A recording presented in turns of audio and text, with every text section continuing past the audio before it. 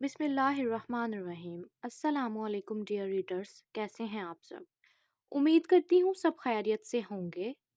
آج کل بالکل بھی اچھا رسپانس نہیں دے رہے آپ عشق و جنون ناول پہ، اور نہ ہی تو منزل عشق کی۔ یار بہت غلط بات ہے، ٹائم نکال کے اتنی بیزی روٹین میں ٹائم نکال کے آپ کے لیے ایڈیٹنگ کرتے ہیں، وائس اوور کرتے ہیں، اپلوڈنگ کرتے ہیں، تھم نیل بنانا، یہ وہ ایچ اینڈ ایوری تھنگ، اور بعد میں یار آپ ویڈیو کو لائک بھی نہیں کرتے، چینل کو سبسکرائب بھی نہیں کرتے، نہ کمنٹ میں بتاتے آپ کو کون سا کریکٹر کیسا لگ رہا ہے، سٹوری کیسی لگ رہی ہے، کچھ بھی نہیں بتاتے۔ تو یہ بہت غلط بات ہے، آپ کو ہمیں اپریشیٹ کرنا چاہیے تاکہ ہمیں لگے کہ یار ہمارے ریڈرز اتنے ایکٹیو ہیں، ہمارے ساتھ اتنا پیار کرتے ہیں، اتنا انٹریکٹ رہتے ہیں، تو ہمیں بھی ہوگا کہ یار ہاں ہم نے ناول ڈالنا ہے اور اچھے اچھے ناولز ڈالنے ہیں۔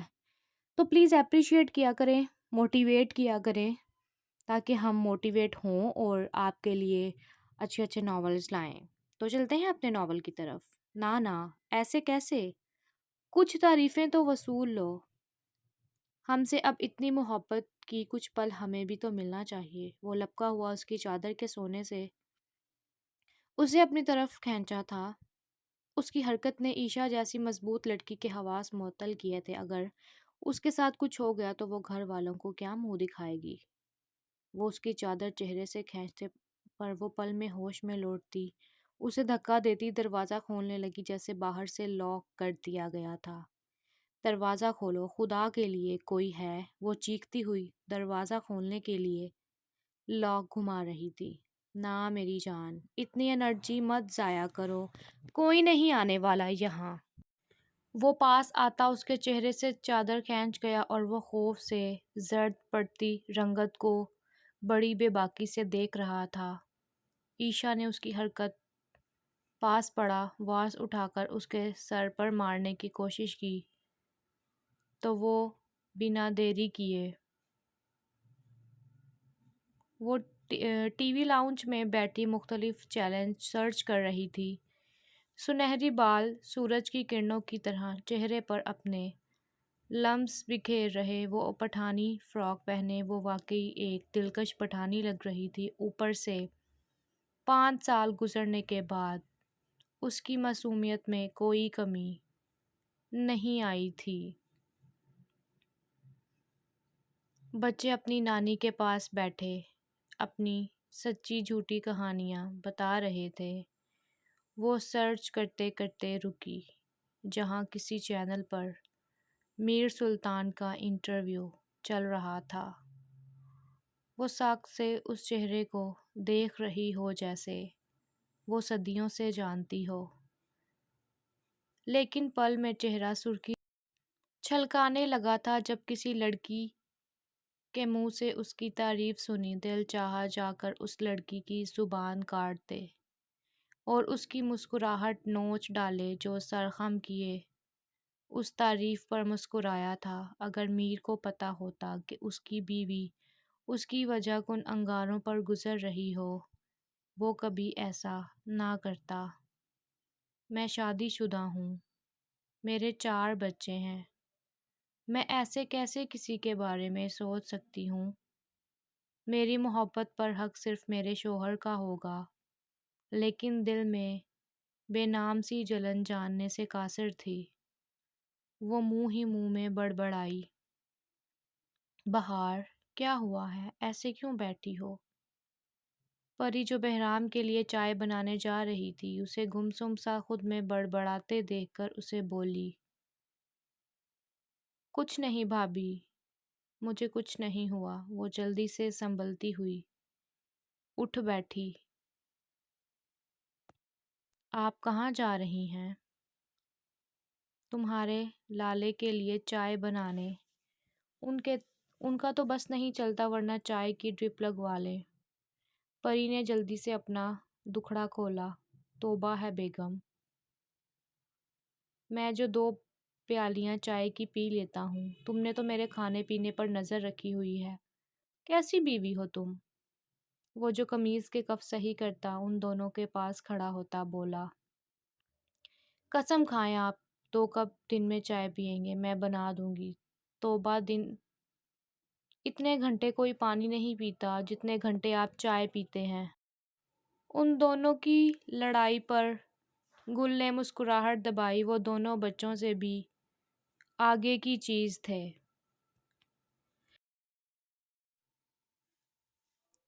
تم نے اس عورت کو 50 کروڑ کیوں دیے؟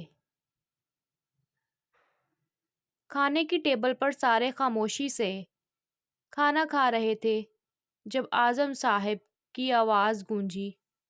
ان کی بات سب کو کچھ کچھ سمجھ آ گئی تھی۔ نیلم خاموشی سے کھانا کھا رہی تھی۔ میسم نے اس کے اسپاٹ چہرے کو ایک نظر دیکھا تھا۔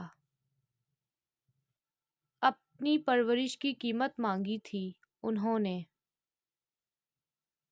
سلطان کی بات جہاں ساحر کا چہرہ غصے سے سرخ ہوا تھا، وہیں شہباز صاحب کی رنگت دل کے درد سے زرد پڑی تھی۔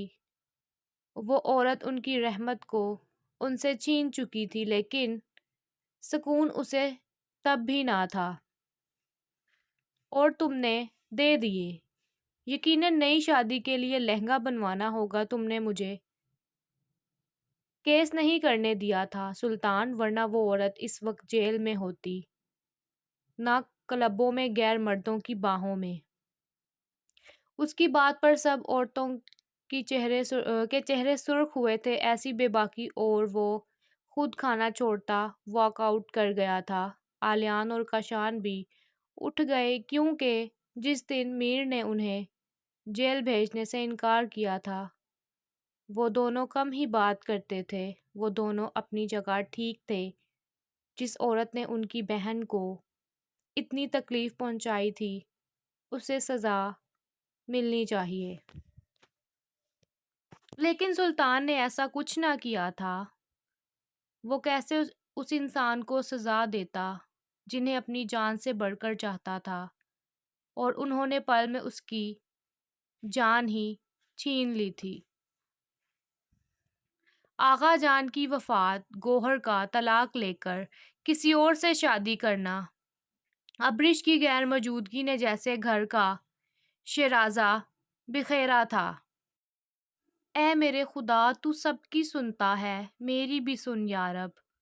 مجھ جیسے گنہگار پر اپنا کرم کر دے، وہ عطا کر دے مجھے جو میری روح کا حصہ ہے، جو میری بے سکونی کا باعث ہے۔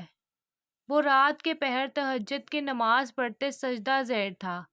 وہ پچھلے 5 سالوں سے ہر رات اسی طرح تہجد پڑھ کر گزارتا۔ نیند تو جیسے راستہ بھول گئی تھی، اور تہجد کی نماز تو رب کی لاڈلی نماز ہوتی ہے، اور وہ اپنے خدا سے ہر بات منوا لیتی ہے، اور خدا نے میر سلطان کی سن لی تھی۔ اس کی فرش پر کئی گئی التجائیں عرش والے تک پہنچ چکی تھی، اور بس اب تو اس کے کن کا انتظار تھا۔ پتہ ہے سکون کس کو کہتے ہیں؟ تیرا میری آنکھوں کے سامنے رہنا۔ ماضی۔ وہ اس کے دوپٹے کھینچے، اس کی بے بسی پر دے دریغ کہکا لگایا۔ وہ جبرا تسلط قائم کرتا کہ کسی نے باہر سے دروازہ ان لاک کیا تھا۔ اس کی توجہ ہٹتے ہی وہ دھکا دیتی باہر لپکی۔ پلیز پلیز مجھے بچا لیں۔ وہ بنا دیکھے سامنے والے کی طرف لپکی۔ وہ اسے کھینچ کے خود سے دور کرتا اس کی طرف چڑھ دوڑا۔ وہ بنا موقع دیے مکوں کی برسات کر چکا تھا۔ تیری ہمت کیسے ہوئی میری بیوی پر بری نظر ڈالنے کی؟ کاشان غصے میں بھر پھرا، اس کے چہرے کو پل میں خون سے لال کر چکا تھا۔ سر چھوڑے پلیز، معاملہ بگڑ جائے گا اگر کسی نے آپ کو ایسے دیکھا۔ اس کے خاص آدمی نے اسے دور کرنے کی کوشش کی، جو شاید اسے مار کر ہی دم لیتا۔ اشفاق، یہ مجھے بیسمنٹ میں چاہیے۔ اس کی اچھی سی خاطر تواضع کرنی بنتی ہے۔ وہ شدت سے ٹانگ اس کے چہرے پر مارے، رخ موڑا جہاں عائشہ چہرے کو مکمل چھپائے کپ کپاتی اپنی سسکیاں روکنے کی ناممکن سی کوشش کر رہی تھی۔ چلو، کاشان نے بنا اس کے حالت کی پرواہ کیے اسے گھسیٹتے ہوئے کار میں بٹھایا۔ کار کی رفتار اس کی حالت کا پتہ دے رہی تھی۔ گھٹی گھٹی سی سسکیاں کہیں جا دبی تھی۔ کیا کر رہی تھی وہاں؟ وہ ایک جھٹکے سے گاڑی کی بریک لگاتے اس کا بازو دبوچے خون خوار نظروں سے دیکھ رہا تھا۔ وہ جسٹ شٹ اپ، بنا اٹکے اپنے منہ سے پھوٹو گی یا نہیں؟ وہ کس قدر خود کو غصہ رکھنے باز رکھ رہا تھا۔ اس کی چہرہ کی رنگت اس بات کا بخوبی پتہ دے رہی تھی۔ وہ ڈر کے مارے سیٹ سے جا لگی۔ مقابل کا اس قدر غصہ کہاں دیکھا تھا اس نے؟ مقابل خوف سے اٹکتی اسے ساری بات بتائی، جسے سن کر وہ جو غصے سے خود پر قابو کرنے کی کوشش کر رہا تھا، مقابل کی گردن پر جھکتا اس قدر شدت سے دانت گاڑے کہ وہ درد سے کراہ اٹھی تھی۔ تم نے آج مجھے اس بات کا احساس کروا دیا ہے کہ میں تمہارا کچھ نہیں لگتا، ورنہ کبھی وہاں بنا کسی کو بتائے اکیلے جانے کی غلطی نہ کرتی۔ اپنے دیے نشانوں کو انگلی سے مسلتا وہ ایک ایک لفظ چبا کر بول رہا تھا۔ کسی بھی رشتے کی سب سے مضبوط دیوار بھروسہ ہوتی ہے، اور جب رشتے میں وہ نہ ہو تو وہ رشتہ کسی کچی دیوار کی مانند ہوتا ہے جسے بارش کے چند قطرے بھی گرا دیتے ہیں۔ چہرے کو دبوچے وہ شدت سے بولا تھا، نہیں نہیں، مجھے بس ڈر لگ رہا تھا کہ آپ نے یقین نہ کیا تو۔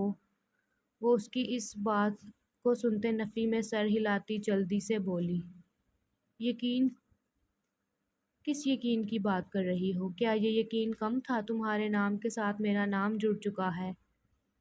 تم نے آج مجھے ایک بے غیرت مرد بنا دیا ہے جس نے اپنی بیوی کی حفاظت نہ کی تھی۔ میری بہن، اپنی ماں کو کھونے کے بعد کچھ گنے رشتے ہیں میرے پاس جن کو تحفظ نہ فراہم کر سکوں۔ تف ہے میرے جیسے مرد ہونے پر۔ اس کی بیوی بنا خوف کے اس کے سامنے بول نہ سکے۔ اس کی ایک ایک بات عائشہ کو ریڑھ کی طرح چبھی۔ مقابل درد کی شدت سے سرخ آنکھیں، وہ خود کی نظروں سے مجرم بن گئی تھی۔ پھر اس دن کے بعد سے مقابل نے ایسی کنارہ کشی کی کہ وہ اسے کبھی ایسی لفظوں کی مار دیتا کہ وہ پل پل مرتی تھی۔ کیا کر رہی تھی بیگم؟ وہ کچن میں پہنچا تو اسے کچھ بناتے دیکھ کر وہ اسے حصار میں لیتا، دونوں ہاتھ پیٹ پر رکھے چہرہ اس کے کندھے پر ٹکائے پوچھا۔ میثم کی ہونٹوں کی جسارت اس کے حواس پل میں معطل کیے تھے۔ محمل کے لیے دودھ گرم کیا ہے اور بریانی بنا رہی ہوں۔ وہ اس کی جسارتوں پر سرخ ہوتی وہ جلدی سے بولی، اسے پتہ تھا وہ بیٹی کا نام سنتے وہ سب بھولے بھاگ کر جائے گا، اور وہی ہوا۔ وہ گال پر بوسہ دیتے اپنی بیٹی کے پاس کمرے میں پہنچا۔ ڈیڈو آ گئے؟ وہ 3 سال کی انتہائی کیوٹ سی بچی تھی جو اپنے باپ کو سامنے دیکھتی اچھلتی ہوئی پہنچی۔ آہ میرا بچہ، ڈیڈو کی جان، میری شہزادی۔ وہ اس کے گالوں کو زور سے بوسہ دیتا بولا۔ وہ کبھی منہ بسوڑتی تو کبھی بس گھورتی۔ اسے اپنے باپ کی یہ حرکت بالکل پسند نہ تھی۔ وہ گھر بھر کی لاڈلی تھی۔ میر کے لیے وہ گڑیا بہت عزیز تھی۔ وہ میٹنگ کے سلسلے میں سوات میں آیا ہوا تھا۔ وہاں کی آب و ہوا نے اس کی صحت پر بہت خوشگوار اثر چھوڑا تھا۔ دل اس قدر تیزی سے دھڑک رہا تھا۔ میٹنگ آدھے گھنٹے کے بعد تھی۔ کیا ہوا بھابھی؟ کچھ پریشان لگ رہی ہیں۔ وہ کب سے پری کو ڈرائنگ روم میں چکر لگاتے دیکھ رہی تھی۔ وہ بہروز کی کال آئی ہے۔ ان کی کوئی امپورٹنٹ فائل گھر رہ گئی ہے، وہ لے کر جانی ہے۔ انہوں نے بولا ہے گھر میں کسی کو بولنا، لیکن ادھر پھپھو بھی گھر میں آ رہی ہیں۔ اگر انہوں نے مجھے گھر نہ دیکھا تو خواہ خواہ باتیں بنائیں گی۔ میں کیا کروں اب؟ اس کی بات پر ابریش بھی لمبی سانس کھینچ کر رہ گئی، کیونکہ وہ جانتی تھی پھپھو کو چھوٹی چھوٹی باتوں میں کیڑے نکالنے کی عادت تھی۔ اچھا ایسا کریں مجھے دے دیں، میں دے آتی ہوں۔ پری نے حیرانگی سے دیکھا، کیونکہ اس حادثے کے بعد سے وہ کم ہی گھر سے قدم باہر نکالتی تھی۔ جی میں دے دوں گی بھائی کو، آپ کھانا دیکھ لیں اور ذرا بچوں کو دیکھ لیجیے گا۔